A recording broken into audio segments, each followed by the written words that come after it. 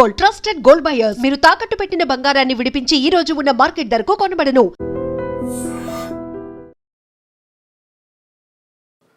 ఇలా దిల్ రాజు గారు బ్యానర్ అనగానే ఒక పాజిటివ్ వైబ్రేషన్తో స్టార్ట్ అవుతుంది సార్ సినిమా.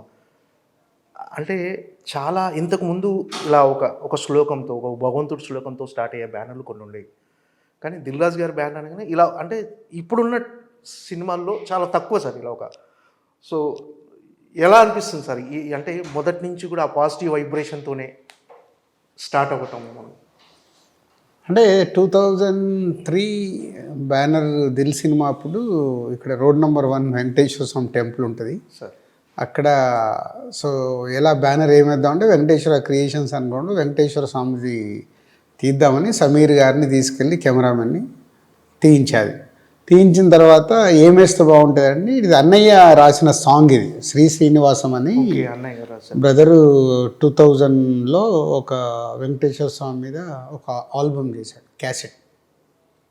అందులో ఒక దాంట్లో ఇది అక్కడ చెప్తున్నప్పుడు వస్తుంది అన్నట్టు.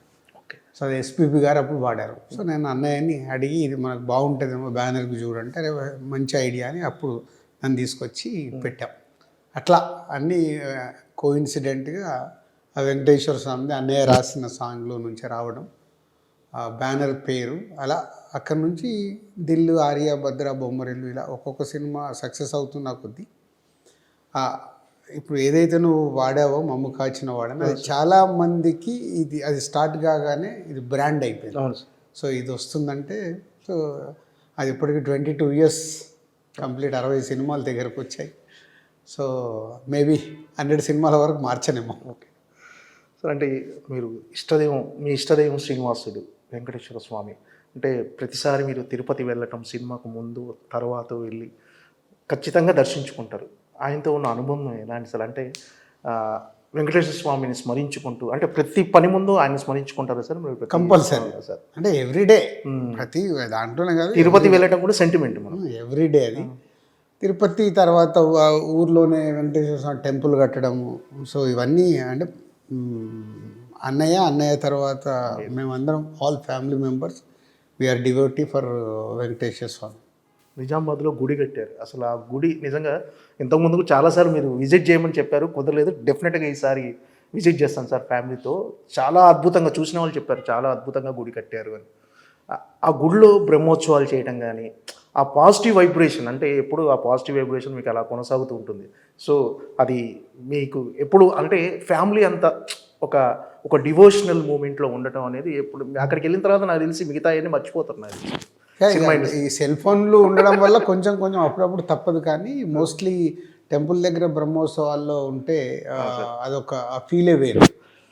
అన్నీ మర్చిపోయి స్వామివారి స్మరణ చేస్తూ అక్కడ టైం స్పెండ్ చేయడం అనేది అది మా పూర్వజన్మ సుకృతం అంతే. దిల్ రాజు గారు అంటే ఎప్పుడు నవ్వుతూ స్మైల్గా ఉంటాడు, స్మైలింగ్ ఫేస్. అంటే లోపల అగ్నిపర్వతాలు బద్దలవుతున్నా, ఎలాంటి ప్రెషర్స్ ఉన్నా పైకి మాత్రం రేలంగి మావయ్యలా హ్యాపీగా బాగున్నారా అని అనుకుంటా. అంటే మీరు ఉన్నట్టుగా ముక్కుసూటిగా మాట్లాడతారు, కానీ స్మైలింగ్గా లోపల అగ్నిపర్వతాలు బద్దలవుతున్నా ఎవరికి తెలియని వాళ్ళు. ఏంటి సార్ ఆ ఎమోషన్ ఎలా కంట్రోల్ చేసుకుంటారు అసలు? మామూలుగా ఒకేసారి మీ మైండ్లో రకరకాలే రన్ అవుతుంటాయి. సో ఒకటే అంటే మ్యాక్సిమం పీస్ ఆఫ్ మైండ్తో ఉండటానికి ట్రై చేస్తాను. అంటే నేను హ్యూమనే కాబట్టి ఎమోషన్స్ ఉంటాయి, అన్నీ ఉంటాయి. కానీ పీస్ ఆఫ్ మైండ్తో ఉండటానికి ట్రై చేస్తూ దానికి ఓకే ప్రాబ్లం వస్తే ఈ ప్రాబ్లంకి సొల్యూషన్ ఏంటి అంటే నా ఫిలాసఫీ ఏంటంటే ప్రతి ప్రాబ్లంకి ఒక సొల్యూషన్ ఉంటుంది. సొల్యూషన్ లేని ప్రాబ్లం ఉండదు ప్రపంచంలో. మనిషి డెత్ తప్పితే ఇంకా వేరేది ఏది ప్రాబ్లం కాదు నా లెక్కన. ఓకే, డెత్ కూడా ఏంది మన చేతిలో ఉండదు, అది ఎలా రాసి పెట్టి ఉంటుంది. మనం పోయిన తర్వాత మన గురించి ఏడ్చే వాళ్ళు ఉంటారు, కానీ అదేంటో మనకు తెలియదు. సో దాని గురించే ఉన్నప్పుడు ఇంకా పెద్దదాన్ని దేన్ని అంత తీసుకోకూడదు అనేది నా ఫిలాసఫీ. అంటే చాలా మొక్కుసూటిగా మాట్లాడతారు సార్, లోపల ఏమి ఉంచేసుకోరు. ఆ ఎమోషన్ కూడా వెంటనే బయట పెట్టేస్తారు. దానివల్ల ఇబ్బందులు ఫేస్ చేసే సందర్భాలు ఏం లేవు సార్? అంటే ఎందుకు ఇలా నేను మార్చుకోవాలా అని ఎప్పుడైనా అనిపించింది? అంటే ఇప్పుడు ప్రతి ఒక్క మనిషిలో ఒక బిహేవియర్ ఉంటుంది, ఒక style of living life style ఉంటుంది. నాదేంటంటే నేను 90% స్ట్రేట్ ఫార్వర్డ్గా మాట్లాడడానికి ఇష్టపడతాను. సో 10%లో ఇక్కడ ఇప్పుడు మనం పర్సన్తో మాట్లాడుతున్నప్పుడు ఇబ్బంది ఉంది, ఈ ప్రాబ్లంకు నాకు సొల్యూషన్ కనిపిస్తలేదు అన్నప్పుడు సైలెంట్గా ఉంటాను. సైలెంట్గా ఉండి టైం కోసం వెయిట్ చేస్తాను. అప్పుడు చెప్పడం జరుగుతుంది. అంటే ఇప్పుడు నా చుట్టుపక్కల ఎవరైతే క్లోజ్గా ఉంటారో వీళ్ళందరితో నాది ఒకలాగా ఉంటుంది. సో నాది ఏది ఇలా ఇప్పుడు బయటకు చెప్పాల్సింది ఏదైతే ముక్కుసూటిగా ఉంటుందో వీళ్ళందరి దగ్గర అలా ఉండదు. ఎందుకు? వాళ్ళందరూ నాకు క్లోజ్. నా వల్ల ఇప్పుడు వాళ్ళు హర్ట్ అవుతారు. సో నేను సైలెంట్గా ఉండడం వల్ల కూడా వాళ్ళు హర్ట్ అవుతారు. అంటే మీరు సైలెంట్గా ఉన్న అర్థమైపోద్ది వాళ్ళకి మీరు ఏమనుకుంటున్నారు. అర్థమైపోద్ది. సో అట్లా అంటే సాధ్యమైనంత మట్టుకు స్ట్రేట్ ఫార్వర్డ్గా అనిపించింది చెప్పేస్తే అయిపోద్ది కదా. దానివల్ల ఎదుటోళ్ళు టెంపరీగా బాధపడవచ్చు, బట్ లాంగ్ రన్లో మేబీ అర్థమవుద్ది. ఇక అర్థం చేసుకోని వాళ్ళతో ఏముంటుంది, మనకి ఇంకా రిలేషన్ ఉండదు. సో రిలేషన్ లేనప్పుడు మనం అర్థం చేసుకున్నప్పుడు ఇంకా రిలేషన్ అవసరం లేదనేది నా ఫార్ములా. ఓకే. అంటే దిల్ రాజు గారు పీక్స్ అంటే సక్సెస్లో పీక్స్ చూశారు, ఆ ఎమోషన్ వేరు, ఫెయిల్యూర్ కూడా చూశారు. అంటే ఇప్పుడు present me status of mind ఎలా ఉంది? అంటే ఇప్పుడు ఈ సినిమా రిలీజ్ ఉంది అంటే ఎన్నో సక్సెస్ చూశారు, ఫెయిల్యూర్ చూశారు, అన్ని రకాల మనుషుల్ని చూశారు. ఇప్పుడు ఈ సినిమా రిలీజ్ సందర్భంగా ఇదంతా అలవాటైపోయిందా? ఇంకా ఈ సినిమాకు కూడా ఒక తొలి సినిమా లాగా ఒక ప్రెజర్ కానీ, ఈ రిజల్ట్ ఎలా ఉండబోతుంది, ఎలా రిసీవ్ చేసుకోబోతారు జనాలు అని ఒక బేసిక్గా ఇప్పుడు ఇంతకు ముందుకి ఇప్పటికి ఏంటంటే వచ్చిన ఎక్స్పీరియన్స్తో సినిమా నేను ఎడిటింగ్ రూమ్లో చూసినప్పుడే నాకు ఒక జడ్జిమెంట్ ఉంటుంది. ఓకే, ఈ సినిమా ఇలా వర్క్ అవుతుంది, ఇలా వర్క్ అవ్వదు.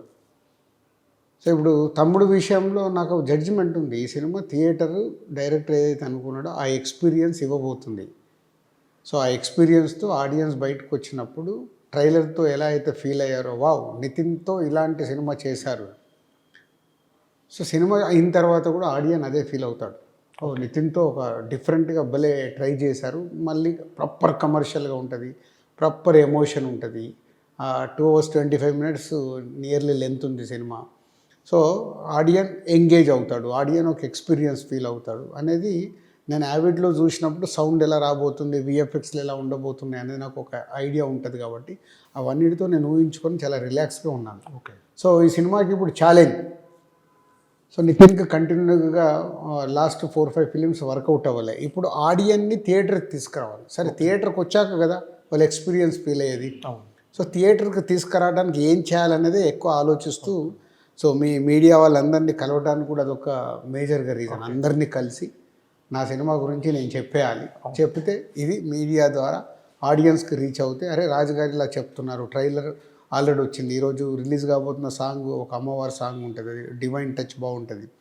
ఇవన్నీ మెటీరియల్ చూస్తూ రాజుగారు చెప్పింది వాళ్ళకు నచ్చితే వాళ్ళు July 4th థియేటర్కి వచ్చిందనుకో వాళ్ళ ద్వారా ఆడియన్స్ దగ్గరికి వెళ్తుందని నమ్ముతున్నాను.